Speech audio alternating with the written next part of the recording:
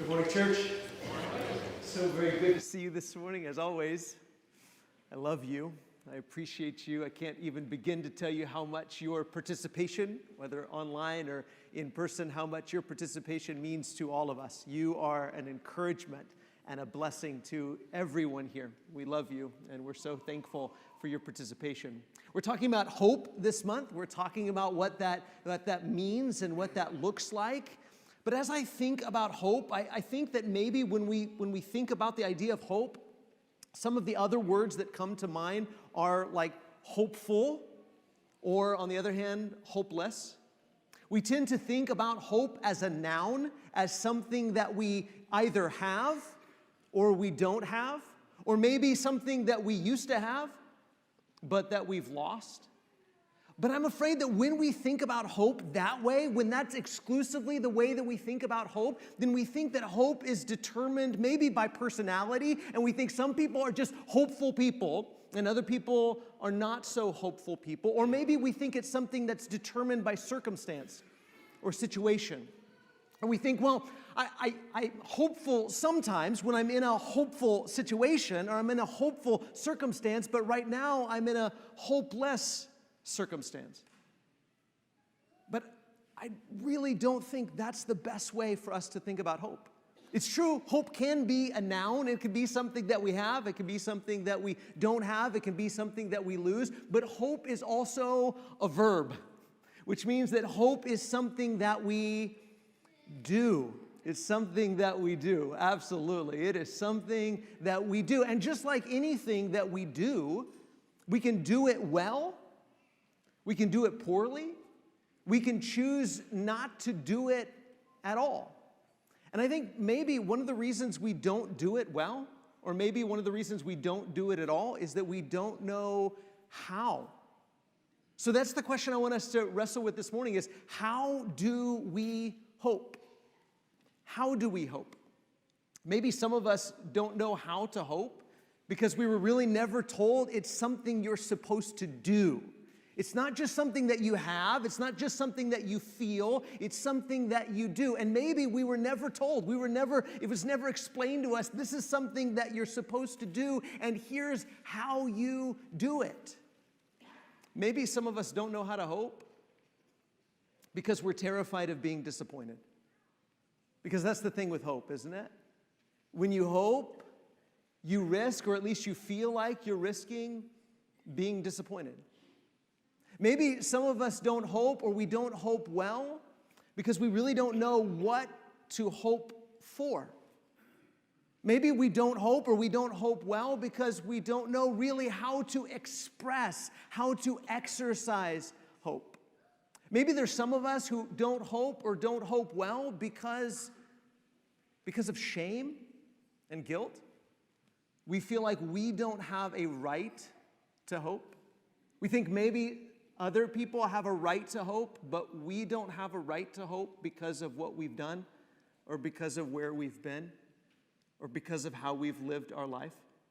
And so I want us to look at Psalm 63 because I think that Psalms like this, they help us hope. They don't just give us hope. Sometimes we talk about Scripture that way, as if it gives us hope, as if it's just something passive, something that we receive by osmosis that just soaks into us. But these Psalms teach us how to hope.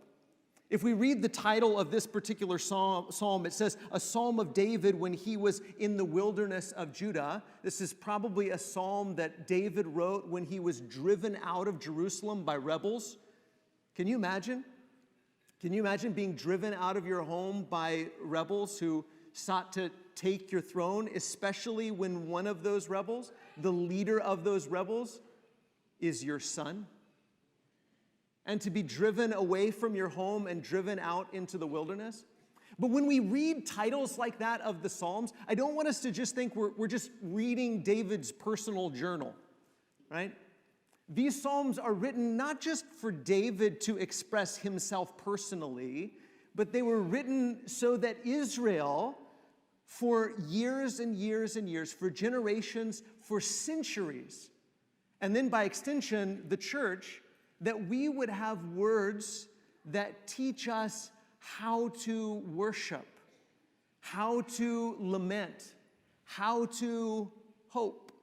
And so this teaches us what to do when we are in the wilderness. Not just when David was in the wilderness, when God's people are in the wilderness, this is how you hope. So look at the text with me. He says in verse 1, "O God, you are my God. Earnestly I seek you. My soul thirsts for you. My flesh faints for you, as in a dry and weary land where there is no water." David is probably in a wilderness as he writes this. He's probably in a wilderness literally and metaphorically. Literally, as in he's not in Jerusalem, he's not at home, he's out in the wilderness, but he also feels like he's in the wilderness spiritually, metaphorically. And again, you are going to have moments like that. Maybe you're in a moment like that, where spiritually speaking, metaphorically, you are in a wilderness. The good news is that this is when you hope. This is when you hope. This is when you exercise hope. You cannot exercise hope when you're comfortable. You cannot exercise hope when everything is exactly the way that you want it. It's just like exercising your body. You can't exercise your body, sorry to tell you, you can't exercise your body when you're sitting on your couch or sitting in your recliner. You can't exercise your body when you're comfortable. It takes strain, right? It takes challenge. And the only way you can exercise your hope, the only way you can practice hope is when you're uncomfortable, when things are not as they should be, when things are not the way that you want them to be. When you're hungry and you're thirsty, this is when you hope. And again, when we just think about hope as a mood that we're in, when we just think about hope that is something that is determined by our situation or our circumstance, then we are not hoping at the right times. If we're allowing our situation to determine our circumstance, then we think the worse the situation, the less hope I have. And that's exactly the opposite of the way you should think about it. The worse the situation is, the more you should hope. But in order to do that, we have to think about hope as a verb, as something that we do, as something that we practice, something that we exercise. This is when we hope, but this is also how we hope. He says, "I seek you. My soul thirsts for you. My flesh faints for you." See, God, as we've been talking about throughout this series, God should be the object of our hope. We're not just hoping for a better situation. I mean, we are. Obviously, we're hoping for a better situation. Whatever the pain is that you're dealing with, whatever the circumstances are, whatever the situation is, you're hoping for a better situation, but that's not really, or it shouldn't be, the core of your hope, the object of your hope. What David is hoping for, what he's teaching God's people to hope for, the reason Israel was supposed to think about this psalm and meditate on this psalm and maybe sing this psalm is that you and I are supposed to be hoping for God. Be hungry for Him. Be thirsty for Him. Your soul, your very being, your flesh should faint for Him, should long for Him, should desire Him more than food, more than water, more than a change in circumstance. What David really wants, what he's teaching God's people to want, what the Holy Spirit through David is teaching God's people to really want, is God Himself. That's how we hope. Hope for Him. Be hungry for Him. Be thirsty for Him. Hope to experience the presence of God. Is that our hope? Or is our hope just in what we think God will or might give us? Do we hope for the gift or do we hope for the giver? David's hope is for the giver. David's hope is for the presence of God, to experience God's presence again. Verse 2, he says, "So I have looked upon you, in the sanctuary, beholding your power and glory. David had been in the tabernacle. He had experienced, he had beheld, he had seen God's power, he had seen God's glory. He may not be there right now. Right now, David's in the wilderness, not in the tabernacle. But he says, I've been there. I've seen your power. I've seen your glory. And I want to see it again. I want to see your power again. I want to see your glory again. I want to experience your presence again. See, this is what we've been saying since the beginning of this series, is that hope is where appreciation meets anticipation. Appreciation looks back at the past and says, I know how good you are, God, because I've seen it. I know your character because I've experienced it. I know your power. I know your glory. I've seen it. I've experienced it. Others have seen it and experienced it. And so because I appreciate what you have done and who you have been, I'm going to anticipate you being that way again. And so hope is where appreciation meets anticipation. And David says, I've seen it, I've experienced it, and so I'm hungry for it again. I'm longing for it again. I'm fainting for it again. And you've probably experienced and seen the power and glory of God in various times in your life and through and in Scripture, haven't you? You know God's power and God's glory.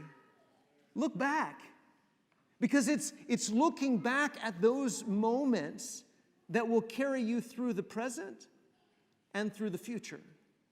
This is the only way you anticipate what God will do and who God will be, is by looking back at who He has been and the things that He has done and who He has promised to be in the future. Look at verse 3. He says, because your steadfast love, your loyal love, your faithful love, your steadfast love is better than what, church? Life. Your steadfast love is better than life, and because of this, my lips will praise you. So I will bless you as long as I live. In your name, I will lift up my hands. Your love, your loyal love, your faithful love, your steadfast love is better than life. It's better than life. Not just better than food, it's better than food. Do you think about it that way? Do you think when you're hungry for physical, literal food, do you think as hungry as I am, God's steadfast love is better than food? When you're thirsty, do you think, as thirsty as I am, as much as I'm in a wilderness right now, and there are things my flesh craves, my body craves, there are things that I crave with every fiber of my being, but as much as I crave that, what I crave more is the steadfast love of God, because His steadfast love is better than food. It's better than water. It's better than treasure. It's better than pleasure. In fact, it's so good. It's better than life. Do you think that way? Do you feel that way about God's loyal love? That God is so loyal. God is so faithful. God is so true. God is so steadfast. He loves so well that His love is better than life. I want to live. David wants to live. He's not in a hurry to die. He doesn't like the fact that he's been driven from his home by rebels who want to take his life and take his throne and take his crown. He doesn't like the situation that he's in, but as much as he wants to live and be delivered from his present circumstances, he says, what's even better than life? If I have to choose, I choose the loyal, steadfast, faithful love of God, because it's better even than life. If you put it all on a scale, and you say, I'm going to put my whole life on one side. Everything I am, everything I have, everything I've experienced, everything I want, and on the other side, put the steadfast love of God. No contest. The steadfast love of God is better than everything. It's better than my life. See, church, this is how we hope. When I was a kid, I wanted to learn how to draw, like draw cartoons or draw pictures or something. And they used to have tracing books. I don't know if they still have that, but they had books where you traced it. And that's how you learn how to do it, is you have something to trace. These words give us something to trace. This teaches us how to hope. Hope this way. Hope this way. Hope not just for a change in circumstance. When you're hungry, don't just hope for food. That's little. That's inconsequential in a way. It is, as we're talking about on Sunday mornings in our classes, it's hevel.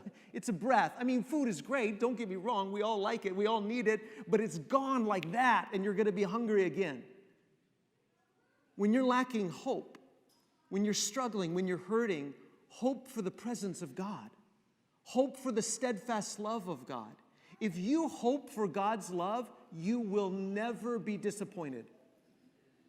If you hope for God's steadfast love, you will never be disappointed. If you hope for food, if you hope for pleasure or treasure or power, you will be disappointed. Whether you don't get it or you do, you will be disappointed. But if you hope for the steadfast love of God, you will never be disappointed. Look at verse 5. He says, my soul will be satisfied. My soul will be satisfied as with fat and rich food, and my mouth will praise you with joyful lips. When I remember you upon my bed and meditate on you in the watches of the night, for you have been my help, and in the shadow of your wings I will sing for joy. My soul clings to you, your right hand upholds me.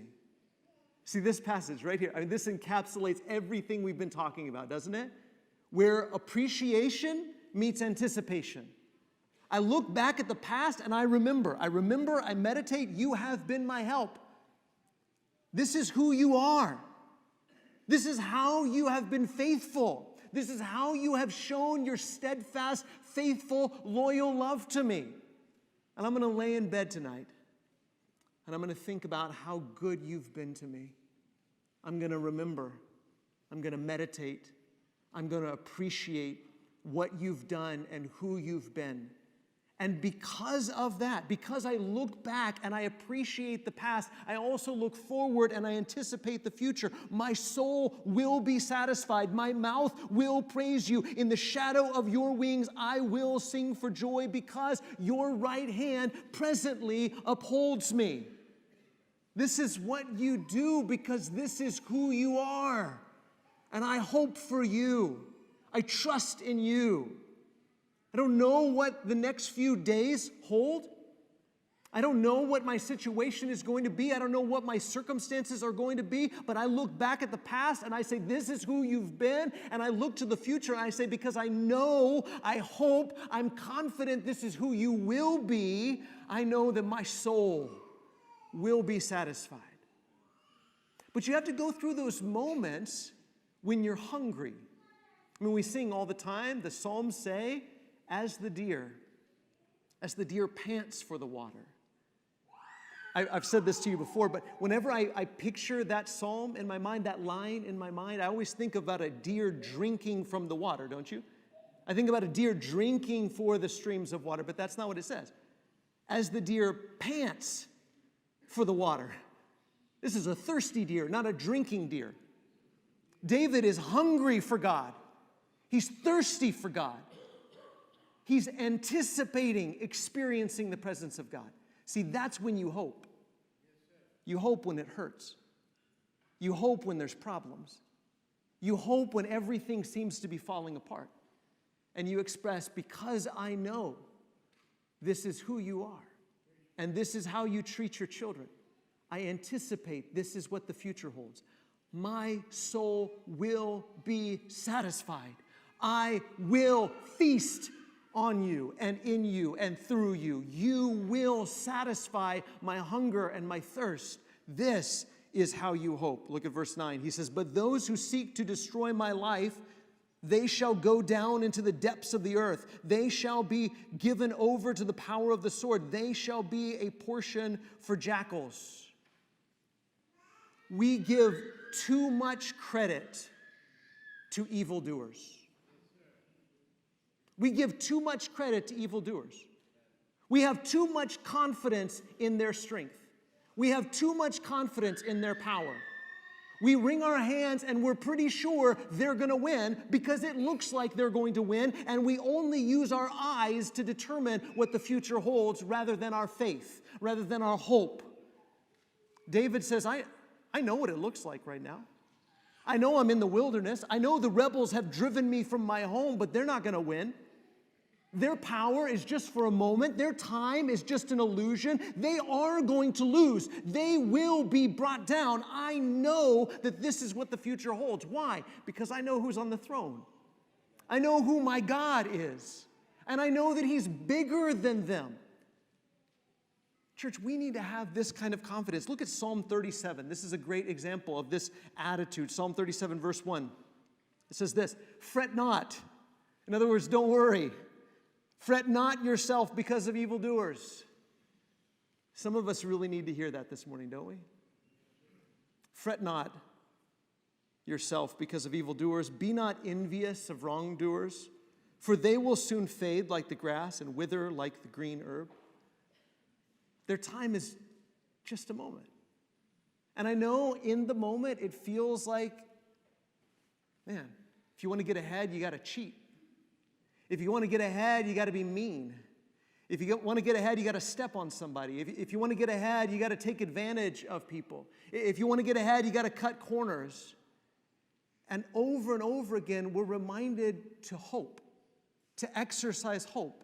And exercising hope means realizing that this, the way that it is right now, or the way that it looks right now, or the way that it seems right now, is not the way it always will be. Evildoers are like that. They will fade. Verse 3, "Trust in the Lord and do good. Dwell in the land and befriend faithfulness. Delight yourself in the Lord, and He will give you the desires of your heart." Again, when God is your desire, you will never be disappointed. Delight yourself in the Lord, and He will give you the desires of your heart. Verse 5, "Commit your way to the Lord. Trust in Him, and He will act. He will bring forth your righteousness as the light and your justice as the noonday. Be still before the Lord. Be still before the Lord, and wait patiently for Him. Fret not yourself. Fret not yourself over the one who prospers in his way, over the man who carries out evil devices." See, the Psalms know, the Scriptures know, because the Spirit of God knows that God's people will always have moments when they sit there and think, it doesn't pay to be a nice guy. It doesn't pay to live according to the rules. It doesn't pay to do things God's way. It would be better if I just cut corners, if I took shortcuts, if I stepped on people, if I did things my own way. And again, we're reminded the one who prospers in his way, don't fret over him. Don't worry about it. Don't worry about it, because their time is short and they will wither and fade. But those who trust in the Lord will not. Verse 8, refrain from anger, and forsake wrath. Fret not yourself, it tends only to evil. Stop there for a second. Isn't this true? That when you get so worried about evil people and how evil people are prospering and it's not fair and how come this happens to them and how come they've got this and how come it never seems to work out for me, when you get so worried and upset and angry about how they're winning and they're cheating and they're getting all of these things and it's not fair, it tends only to evil. You end up becoming what you're so afraid of. But hope teaches us to wait. Verse 9, for the evildoers shall be cut off, but those who wait for the Lord shall inherit the land. Over and over again, Israel was reminded, and now the church is reminded, wait, trust, hope, be patient, and everything, the whole new world, the world to come, the age to come, belongs to you. Listen to these next verses. You probably recognize them. Verse 10, in just a little while, the wicked will be no more. Though you look carefully at his place, he will not be there, but the meek shall inherit the land and delight themselves in abundant peace. This is what teaches us to walk in the way of Jesus, is trusting, believing, being confident, hoping, not just hope as a feeling, not just hope as something that we hope to catch and that is quickly gone as it comes, but hope as an active decision, conscious, intentional decision that we make. When we hope, we can wait patiently and know that God's going to give us everything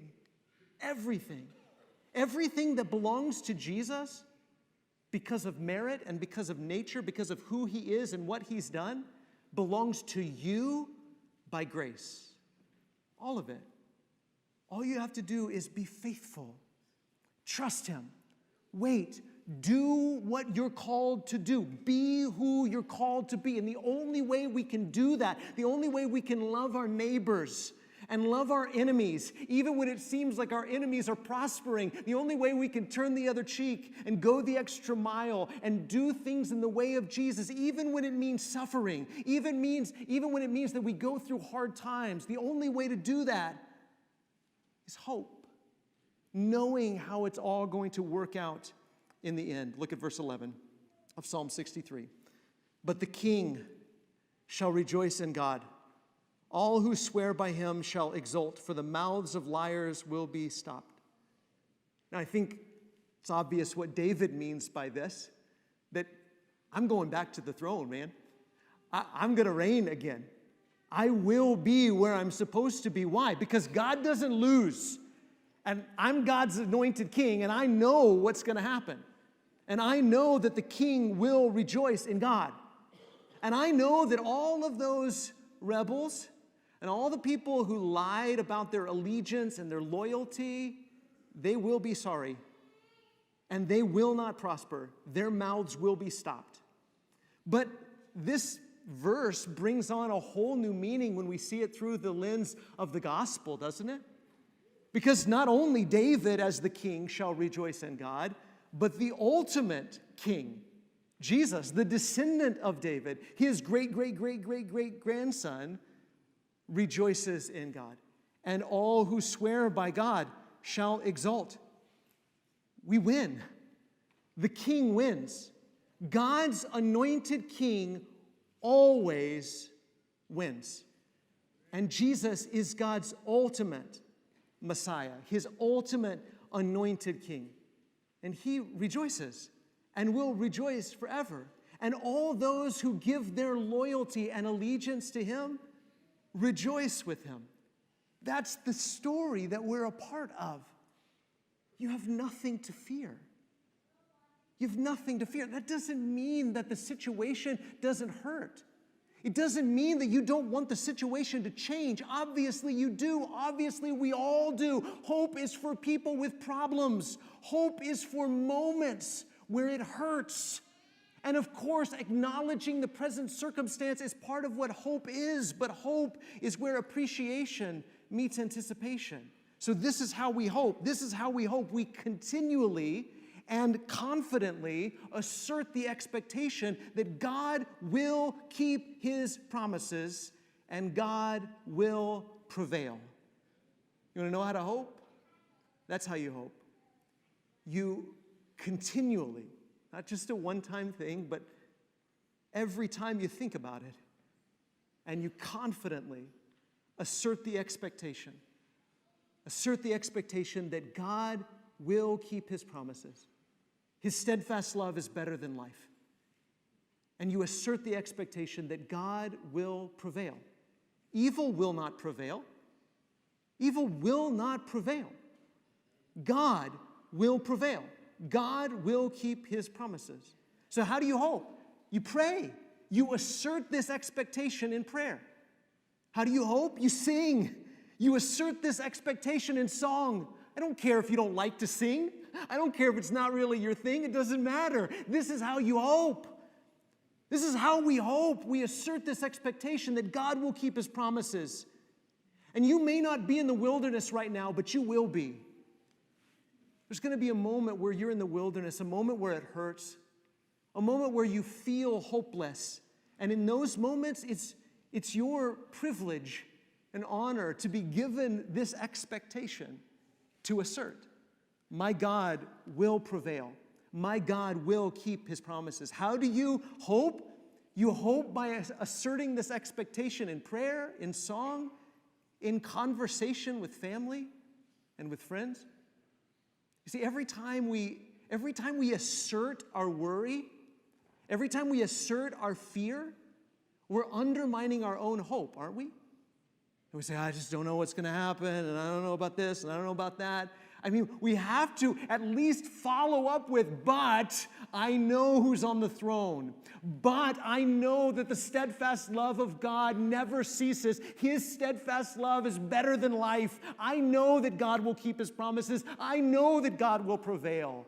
Every time you worry, every time you fear, every time you're angry because of the situation, hope. Choose to hope.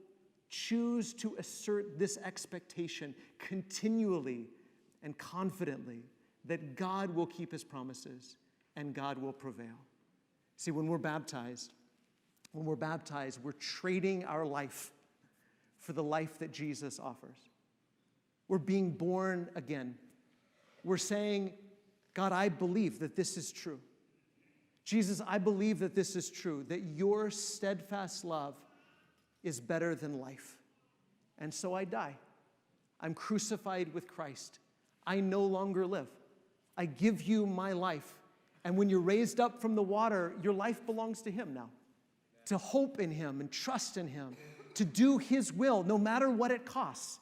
That's what it is to be a follower of Jesus. That's what it is to be a disciple, a Christian, is to say, I truly believe that in spite of the way that circumstances look, in spite of the situation that I'm in, that God's steadfast love really is better than life.